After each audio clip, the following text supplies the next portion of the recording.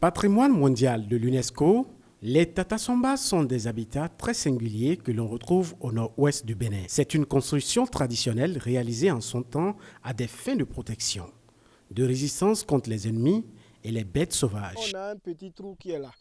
C'est le trou par lequel le chef de famille regarde au dehors. Il surveille au dehors.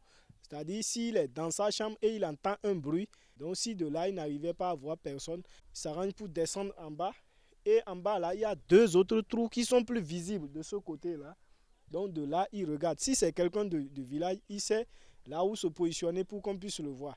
Mais si de là, il n'arrivait pas à voir quelqu'un, ça veut dire soit c'est un ennemi ou c'est un animal sauvage qui est en train de faire. Tata désigne à l'origine une fortification depuis le temps de la colonisation française. Les Tata-Somba, châteaux-forts traditionnels construits selon une architecture exceptionnelle, est l'apanage des peuples Beta-Maribé. Ils représentent l'identité première des Beta-Maribé car le nom Beta-Maribé signifie les bâtisseurs. Le thème de Somba, donné au château-fort traditionnel de la Takura, est un nom générique que l'administration coloniale française a attribué à tous les peuples de la Takura, à l'exception des Batombu. Il est communément admis que dans les temps anciens, les maisons étaient sous forme de cases rondes. Les Tata-Somba tournent toujours le dos à l'est pour laisser la porte d'entrée sur l'ouest. Il semblerait que l'est serait le sens de provenance des menaces. Ces formes de maisons sont toujours orientées, leurs portes sont toujours orientées vers l'ouest. Pourquoi? Parce que de bons esprits viennent de ce côté et aussi de fortes pluies viennent de l'est. Le Tata-Somba est largement fermé puisque les ouvertures sont limitées pour garantir la sécurité au mieux. Les toitures sont tressées en paille.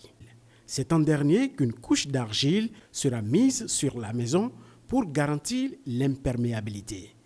Au vu de tout, ceci laisse penser que le Tata-Somba originel a subi des modifications. Les Beta-Maribé sont réputés pour la construction des Tata-Somba. Les Natemba indiquent d'après toute vraisemblance que le Tata-Somba serait le Tata originel car les Beta-Maribé appellent les Natemba par le thème de Waïbomé qui veut dire les gardiens du Tata ancestral. Les habitations sont construites de façon à respecter les croyances.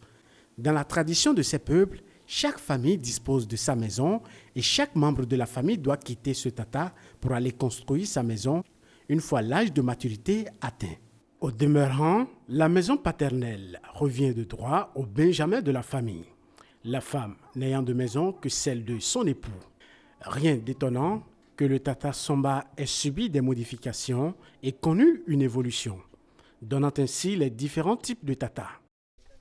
Les Tata est quitté d'origine d'Inaba.